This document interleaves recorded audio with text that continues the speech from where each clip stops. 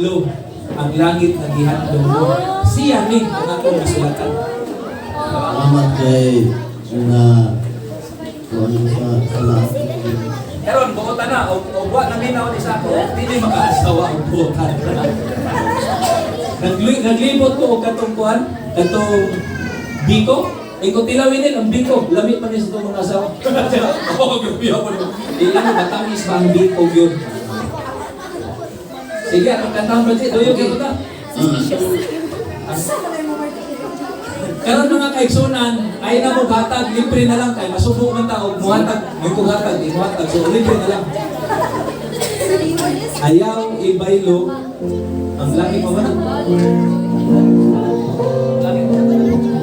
Para minsan yung nilo, malilit po ninyo. Kami po is naman. Nabi ko sinin.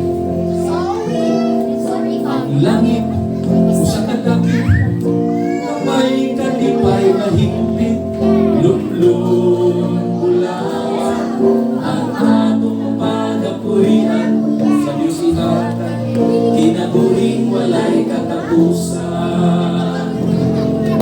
Ayaw ibaylo ang langit ng ihandog mo sa imong kalipay o trabaho. Ibiyaan ni Jesus ang langit na lang nanimo, isun ko pamalan nga pag-ayo. Usangay makalimtang ang pagtangon sa balang kasulatan, dito isa-isahan ang kaanindot sa langit, kadi matuntasan sa mahanding kalibutan. Busa, ayaw ibaylo ang langit na gihandom mo sa imong kalipay o trabaho. Ibiyaan ni Jesus ang langit alam kanimo, igsoon ko pamalan nga pag-ayo. Ayaw ibaylo ang langit na gihandom mo sa imong kalipay o trabaho.